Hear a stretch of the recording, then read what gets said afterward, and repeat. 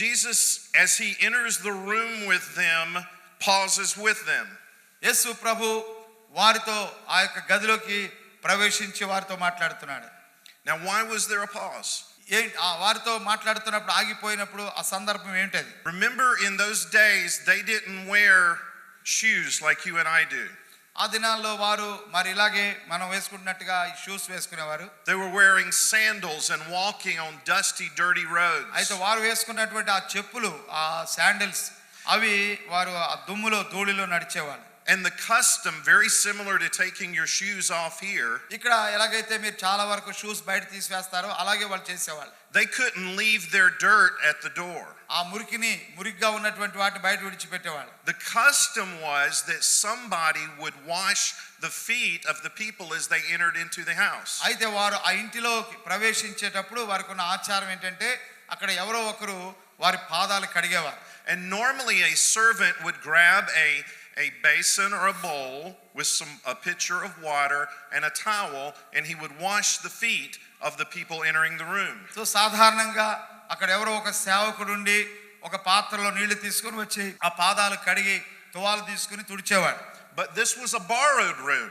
అయితే ఈ స్థలం అది సొంత స్థలం కాదు, వాళ్ళు ఆ పని కొరకు వాళ్ళు తీసుకున్నారు. There was no servant that was going to do this. కనుక అక్కడ వారందరి పాదాలు కడగటానికి నిర్ణయించబడినటువంటి సేవకుడు దాసుడు ఎవరు లేరు.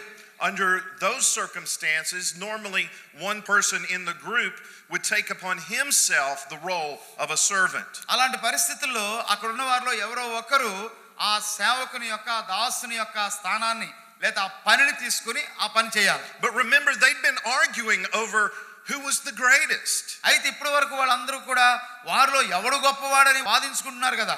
So as they paused, nobody had their feet washed. అందుచేత అక్కడ అప్పుడు ఎవరు కూడా ఎవరి పాదాలు కడిగేటువంటి స్థితిలో లేరు. And finally Jesus walks across the room to the low table. చివరిగా యేసు ప్రభు ఆ గదిలోకి వచ్చి ఆ మెట్టు క్రింది భాగంలోకి వచ్చాడు. It wasn't a table like we will sit at for lunch. మనం భోజనానికి కూర్చునేటువంటి బల్లల లాంటి కాదు. They would sit on pillows on the floor. వాళ్ళు నేల మీదే వేయబడినటువంటి ఆ దిండు మీద లేకపోతే పిల్లో మీద కూర్చుంటారు. And they would recline on their side around the table. వారు ఆ యొక్క నియమించబడినటువంటి స్థలంలో ఒక ప్రక్క చేతి మీద ఇలా వంగి కూర్చుంటారు. And those dirty, smelly feet, ఆ యొక్క పాదాలు దుమ్ముతో ధూళితో ఉండి దుర్వాసన కొడుతున్నటువంటి పాదాలతో would have been sticking right in the other guy's face. అలా కూర్చున్నప్పుడు వారి పాదాలకు ఉన్న దుమ్ము అంతా కూడా అక్కడ అంటుకుంటుంది. In America we have a saying when somebody is really proud that their head is swollen. కొంతమంది అమెరికా దేశంలో ఒక మాట మేము చెప్తూ ఉంటాం ఏంటంటే ఎవరైనా బాగా కొంచెం తమను గురించి తాము ఎక్కువగా ఆలోచించుకుంటుంటే వాళ్ళు గొప్పవాళ్ళు అని అనుకుంటుంటే వాళ్ళ తలకాయలు బాగా వాచిపోయినాయి అని అంటాం మేము. So you have these people with swollen heads and stinky feet. అంటే ఇప్పుడు వీళ్ళంతా ఈ శిష్యులందరి పరిస్థితి ఏంటంటే వాళ్ళ బుర్రలు వాచిపోయి ఉన్నాయి బాగా, ఎందుకంటే ఎవరికి వాడే గొప్పవాళ్ళు అనుకుంటున్నారు కదా, అది పరిస్థితి. తలకాయలు వాచిపోయి ఉన్నాయి, తర్వాత వాళ్ళ పాదాలేమో చెడ్డ వాసన కొడుతున్నాయి, దుర్వాసన కొడుతున్నాయి. The Bible tells us that when the supper had ended, ఆ యొక్క భోజనం అయిపోయినప్పుడు Jesus got up and he walked over to the basin. యేసు ప్రభు లేచి ఆ పాత్ర దగ్గరికి వెళ్ళాడు. And he took off his outer garment. ఆయన పై వస్త్రాన్ని తీసివేశాడు. And he grabbed a towel. ఆయన ఒక టువాల్ తీసుకున్నాడు.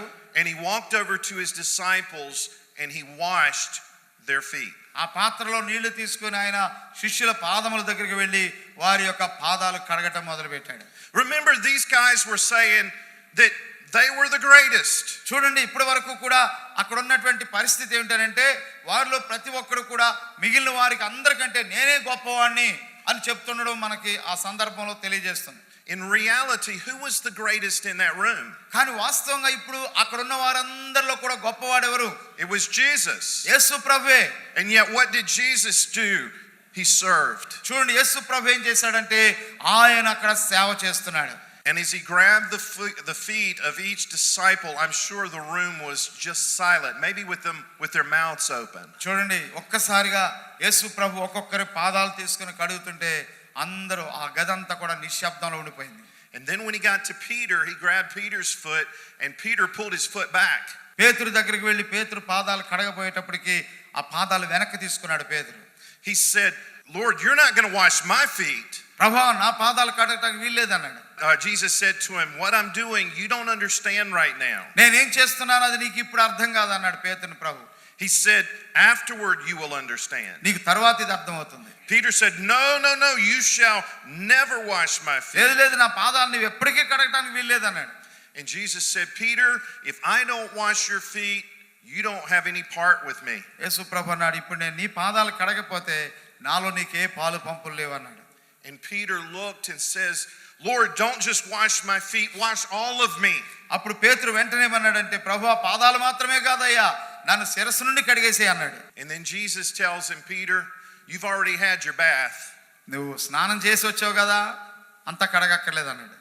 All you need is your feet washed right నీకు now. కావాల్సిందంటే నీ పాదాలు మాత్రమే కడగబడాలి. He went on and said to them, as he was serving them, Jesus looked at them and says, and you are clean. యేసు ప్రభు వారితో అలా సేవ చేసి వారితో మాట్లాడుతూ మీరు ఇప్పుడు శుద్ధులై ఉన్నారు అన్నాడు యేసు. But not every one of you. అయితే ఒక వ్యక్తి. You remember Jesus had washed the feet of 12 disciples. చూడండి యేసు ప్రభు అక్కడ 12 మంది శిష్యుల పాదాలు కడిగాడు. And resumed his place. He said unto them, do you understand what I've done to you? వారి పాదములు కడిగి తన పై వస్త్రము వేసుకున్న తరువాత ఆయన మరలా కూర్చుండి నేను మీకు చేసిన పని మీకు తెలిసినదా? He said, you call me teacher and Lord, and you are right, for so I am. బోధకుడనియు ప్రభు అనియు మీరు నన్ను పిలుచుచున్నారు. నేను బోధకుడను ప్రభువును గనుక మీరిట్లు పిలుచుట న్యాయమే. Now listen, if I then your Lord and teacher have washed your feet, you also ought to wash one another's feet. కాబట్టి ప్రభువును బోధకుడునైన నేను మీ పాదములు కడిగిన ఎడల మీరును ఒకరి పాదములను ఒకరు కడుగవలసినదే. He says, for I have given you an example that you also should do just as if I have done to you. నేను మీకు చేసిన ప్రకారము మీరును చేయవలనని మీకు మాదిరిగా ఎలాగూ చేసితిని.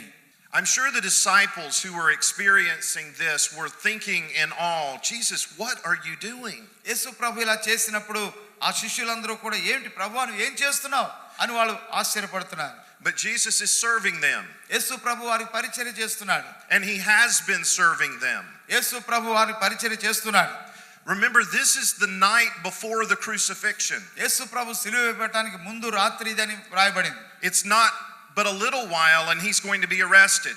అయితే కొద్ది సమయం తర్వాత ఆయన arrest చేయబడబోతున్నాడు. And then he's going to perform the greatest act of service as he's going to go to the cross for them that day. అయితే తర్వాత ఆయన సిలువ వేయబడక మునుపు ఆయన ఈ గొప్ప కార్యాన్ని శిష్యుల దగ్గర చేసి చూపించాడు. This afternoon in my workshops I'm going to be looking at Philippians chapter 2. ఈ మధ్యాహ్నం ఫిలిప్పీ పత్రిక 2వ అధ్యాయంలో నుండి మధ్యాహ్నం వర్క్షాప్ లో నేను మాట్లాడబోతున్నాను. We're going to see how Jesus, who was and is God, యేసు ప్రభు ఎలాగ దేవుడై ఉన్నాడో అది మనం చూడబోతున్నాం. how he left heaven ఆయన పరలోకాన్ని విడిచి and took upon himself the form of a servant. ఆయన దాసుని యొక్క స్వరూపాన్ని తీసుకొని.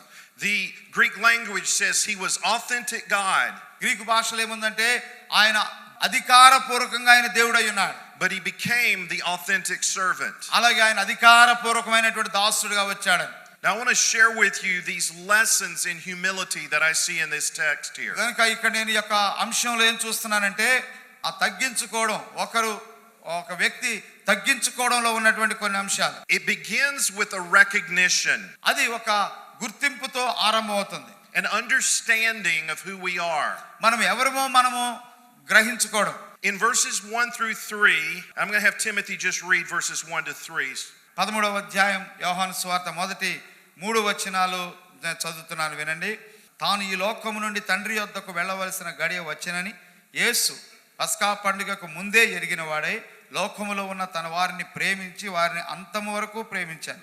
వారు భోజనము చేయుచుండగా ఆయనను అప్పగింపవలనని సిమోను కుమారుడగు ఇస్కరియోతు యూదా హృదయంలో అపవాది ఇంతకు ముందు ఆలోచన పుట్టించాను గనుక తండ్రి తన చేతికి సమస్తమును అప్పగించాననియు తాను దేవుని యొద్ద నుండి బయలుదేరి వచ్చాననియు దేవుని యొద్దకు వెళ్ళవలసి ఉన్నదనియు యేసు ఎరిగి. Jesus knew, he recognized, he knew several things. ఇక్కడ కొన్ని విషయాలు యేసు ముందుగానే ఎరిగి ఉన్నాడు అని మనం చూస్తున్నాం. We see that he knew where he came from. ఆయన ఎక్కడి నుంచి వచ్చి ఉన్నాడో ఎరిగి ఉన్నాడు. Again, he left the glories of heaven. ఆయన పరలోక మహిమను విడిచి వచ్చాడు.